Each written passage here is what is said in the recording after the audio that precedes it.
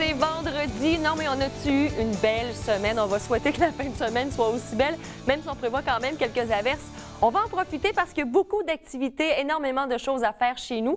Et moi, je vous invite déjà la semaine prochaine, un beau spectacle avec de la relève. Et quand on parle de relève, c'est les artistes de chez nous qui travaillent extrêmement fort, qui ont du talent, qui ont parfois fait quelques spectacles, même pour certains un album, mais qui méritent encore plus un coup de pouce.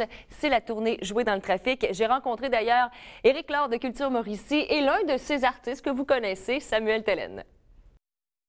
Pour la deuxième édition, on va aller jouer dans le trafic avec les artistes de la relève de chez nous, vraiment des artistes de grand talent à découvrir. C'est pas un artiste, mais il travaille avec eux. Éric Laure de Culture Mauricie. Salut, Éric. Oui, bonjour, comment ça va? Ça va très bien, mais tu es un artiste dans l'âme, hein, quand oui, oui, refoulé. C'est ça. Mais on le fera pas chanter, par exemple. Samuel Tellen, lui, il va chanter lors de cette tournée Jouer dans le trafic. Salut, Samuel. Salut, ça va? Ça va très bien. On t'a rencontré, en fait, à quelques reprises aux auditions de Star Academy, quelques concerts que tu as donnés aussi. De participer à Jouer dans le trafic, pour toi, un artiste de la relève, qu'est-ce que ça fait? Qu'est-ce que ça change? Bien, moi, c'est surtout l'esprit de groupe de tout ça. Puis c'est rare qu'on a la chance, en fait, de pouvoir collaborer tout le monde ensemble, puis de pouvoir travailler avec des techniciens, puis le metteur en scène Christian Laflamme, puis ça va être bien le fun. Éric, l'expérience, on l'a vécu. D'ailleurs, on a reçu ici à La Vie en Mauricie les artistes qui avaient participé à cette première édition. Ingrid Saint-Pierre en faisait partie. On voit la carrière maintenant, Baptiste Prudhomme aussi. Ça donne un réel coup de pouce aux artistes de la relève. Bien oui, je pense que nous, ce qu'on veut faire, c'est de mettre les artistes dans un contexte professionnel, les mettre dans nos salles professionnelles, les mettre en contact avec des artistes professionnels comme Christian Laflamme. Donc, puis, on n'a pas la présentation de dire que c'est nous qui avons fait le succès d'Ingrid Saint-Pierre, mais c'est une étape, c'est un élément dans l'éclosion d'une carrière. Puis, ce qu'on veut, évidemment, c'est que le public de la Mauricie découvre le talent qu'on a chez nous. On pense souvent à la scène émergente, c'est loin, c'est à Montréal, c'est à New York, c'est partout sur la planète, mais on a une scène émergente très forte en Mauricie, on peut en être fiers. Puis, c'est ça, on donne rendez-vous aux gens pour venir découvrir cette scène-là, ces artistes-là qui sont extrêmement talentueux. Puis, du projet qu'on a réalisé la première édition, évidemment, bon, il y a Ingrid Saint-Pierre là, qui était un peu la figure de proue de tout ça, mais tu as les frères Lemay, Baptiste Prudhomme, les artistes qui se sont mis à travailler ensemble par la suite. Par exemple, Fabiola Toupin a chanté interprété une chanson sur son album là, de Baptiste Prudhomme. Donc, ça crée des liens, puis ça contribue à la professionnalisation de nos artistes. Et bon, Samuel, on le disait tantôt, toi, tu grattes ta guitare, tu chantes à plusieurs endroits. Ouais. C'est pas toujours facile quand tu arrives et tu veux cogner aux portes. La réalité d'un artiste de la relève, c'est quoi? Juste pour donner une idée aux gens, qu'on a beau avoir un immense talent, tu as une voix qui est magnifique. Tu me fais pleurer à plusieurs reprises quand je t'ai entendu chanter. Non, mais c'est vrai, mais c'est pas toujours facile. Bien, c'est ça. C'est beaucoup le côté marketing aussi qui est important, mais en même temps, le côté de se faire voir le plus possible, puis d'aller cogner à des portes, puis de créer, tout ça, on est notre propre moteur. Donc, si on se auto-motive pas, bien, il se passera rien. Fait que c'est d'être proactif, puis de faire le plus de trucs possible, puis d'être allumé, je pense. Ouais. Et c'est aussi le mandat de Culture Mauricie de prendre ces artistes-là aussi et de leur donner les ressources nécessaires. C'est ça. Nous, on travaille avec le Forum Jeunesse là, qui nous aide financièrement à réaliser tout ça parce que, évidemment, ça coûte des sous, faire un spectacle, faire une tournée. On a aussi une énorme collaboration de tous les diffuseurs de la Mauricie. Donc, le spectacle va être présenté à La Tuque, à Shawinigan, à Trois-Rivières. Puis donc, ça permet à toute la population de la région là, de découvrir ces artistes-là. Et toi, Samuel, tu vas chanter quoi lors du spectacle? Parce que tu vas être super bien entouré. On peut dire les noms. Bradycardie, qui a une musique vraiment... On peut dire musique du monde. Musique du monde, oui. Julie Hamelin, qui est un petit peu plus dans le jazz, de Saint-Élie de Caxton. Marie-Alex Morin, qu'on a connue aussi à Testimo, au Festivois. Toi, tu vas te situer dans quel genre à peu près? Qu'est-ce que tu vas nous interpréter? Bien, c'est sûr qu'on peut pas tout dévoiler. Oh, mon espèce! Non. Mais il va y avoir des belles chansons. Je pense que dans l'ensemble, c'est un spectacle quand même intimiste, donc on va être près des gens, formule cabaret, tout ça. Mais je vais interpréter des compositions, puis un petit cover aussi là, avec Marie-Alex. Donc, on a bien hâte de vous présenter ça. À suivre, donc, pour les 3 représentations. Et par la suite, Samuel, est-ce que tu as des projets où tu te vois dans les prochains mois, prochaines années? Ben là, je suis en préparation d'un EP, donc un 4 à 5, 6 chansons environ. Là, en studio, trouver un son, tout ça. Puis il y a un petit vidéoclip aussi qui s'en vient, là. Fait qu'on travaille là-dessus, là. On travaille fort, donc on va entendre parler de toi dans les prochaines semaines, c'est sûr. Oui.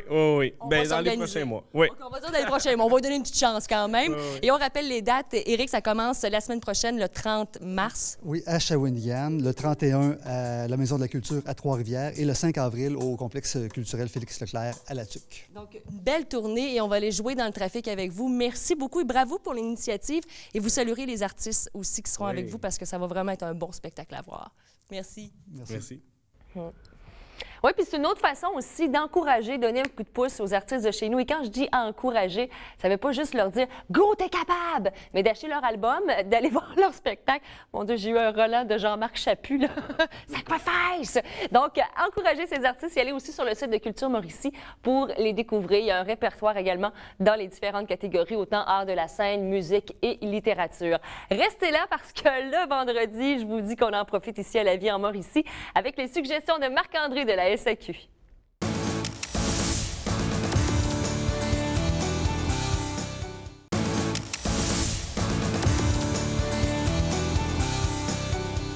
J'adore le vendredi pour plusieurs raisons. Bon, évidemment, c'est le début de la fin de semaine. On peut en profiter dans quelques heures à peine. Vous allez pouvoir dire bye bye boss ou encore en profiter avec votre conjoint ou votre conjointe pour un petit souper romantique. Puis je pense même qu'on va pouvoir sortir le barbecue. Mais ça prend toujours les suggestions à l'italienne, encore une fois, cette semaine de Marc-André Lefebvre de la SAQ. Salut Marc-André! Eh bien, bon début d'après-midi, Catherine. On est encore dans le Festivino Italiano, donc les vins italiens qui sont en vedette toujours à la SAQ. Et tu nous proposes 2 vins légers qui vont bien aller avec tout ce qui est mets italien. Oui, entre autres. Autres aussi, il ne faut pas gâcher le plaisir. On n'est pas obligé de rester sur les plats italiens durant l'événement Festivino. Quoique ça fait un beau lien. Ben oui, mais c'est intéressant parce que, veut pas, ça fait partie, veut pas, les plats italiens ressemblent beaucoup à ce qu'on va faire, nous autres, à la maison, le côté québécois. Alors voilà. Si on pense à Piémont, on peut penser à Abruzzes, Abruzzo, on peut penser à Sicile, Sicilia. Donc, ces régions-là sont travaillées par une maison depuis 1793 et c'est la maison Podere Castorani. Mais depuis 1998, Jarno Trulli est propriétaire de ces domaines. Le Jarno Trulli? Il y a Jarno Trulli, conducteur automobile de Formule 1. Alors, autant passionné de la Formule 1, mais il fait des choses très, très droit, très, très bien avec son équipe. Donc, aujourd'hui, on présente un vin qui nous vient du Piémont. Folia, Barbara d'Alba. C'est du millésime 2010. Alors, ça le mentionne. C'est facile à lire l'étiquette Barbara d'Alba. Le cépage à 100% Barbera. Et ensuite ça, Alba, c'est une petite ville qui a lieu dans la région du Piémont. Alors, si on prend le temps de regarder vite fait la couleur, alors on va chercher vraiment un côté de rubis très clair. Oui. Ça peut nous en dire long.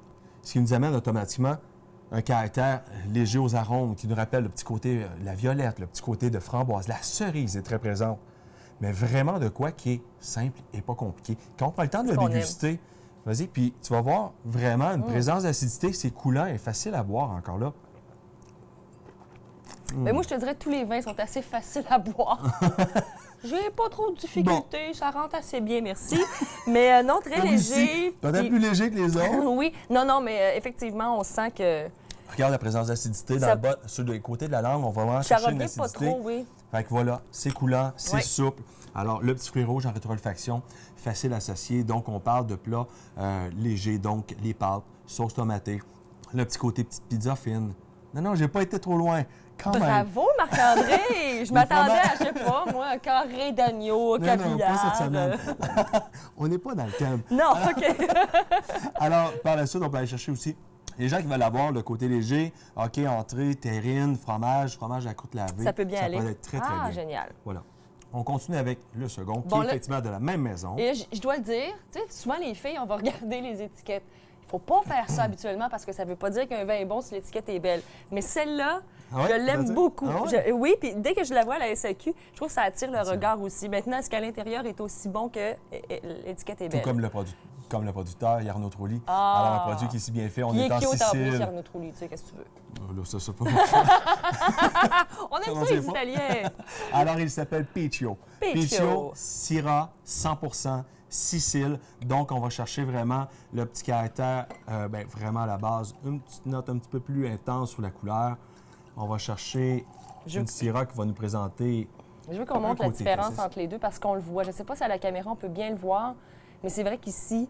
Il y a une intensité supérieure. Un petit peu, oui, sur les deux. Et voilà. Déjà, le côté aromatique est plus relevé. Remarque le côté gustatif, plus de caractère. Déjà, oui. Les tanins au palais, c'est là qu'on va les percevoir. Donc, ici, là. Exactement, l'astringence. Ouais. Et puis là, ben, l'expression est un petit peu présente. Donc, c'est là qu'on peut aller chercher un rôti de palette ou encore, très simple, c'est simple, c'est rendu capable de faire ses accords mais fin. Viande rouge grillée, c'est bien correct. Un bon macaroni. Bon, à la viande sauce tomatée. OK, c'est bon. Tu peux pas rouler, c'est réglé. 14,20 ici pour le Pichio, 14,70 pour le Folia. Des produits qui sont forts et faciles et accessibles, dans le fond, pour tout le monde. Et puis, vous pouvez aller sur www.soc.com pour retrouver les produits qui sont près de chez vous. Et revoir, bien sûr, la chronique de Marc-André Lefebvre sur notre site internet tva.canoe.ca. Marc-André, encore une fois, une belle fin de semaine qui s'annonce. Je pense qu'on prévoit quand même du beau temps, encore une fois. Oh, oui. On va en profiter, on va sortir le barbecue. On se fait plaisir avec les vins italiens. Festivino! Excellent. Bye-bye. Le Festivino, et Marc-André Lefebvre l'a dit, hein, si vous voulez d'ailleurs avoir que ce soit le numéro et d'autres suggestions de vins à vous procurer cette fin de semaine, allez sur le site Internet de la SAQ. Et pour revoir nos émissions, allez sur notre site Internet tva.canoe.ca. Même adresse si vous voulez également nous écrire. Vous avez toutes les informations nécessaires pour vos suggestions. Ça nous fait toujours un immense plaisir de vous lire. Cette fin de semaine, la Mélodie du Bonheur s'installe à la salle J. Thompson. Il y a également un beau concert bénéfice pour le Musée des Abénaquis avec Elisabeth Isaac. Un beau rendez-vous au Théâtre Bellecour, c'est d'ailleurs ce soir. Il y a aussi la Maîtrise du Cap qui présente leur concert bénéfice ce dimanche. Donc, c'est pas les activités qui manquent. Pour en savoir davantage, je vous invite à consulter la page Catherine dans l'Écho de Shawinigan et l'Écho de Trois-Rivières. Et puis là, il me reste 10 secondes pour vous dire bonne fin de semaine, amusez-vous. Puis je veux pas vous revoir avant lundi 13h30. Profitez-en bien, salut!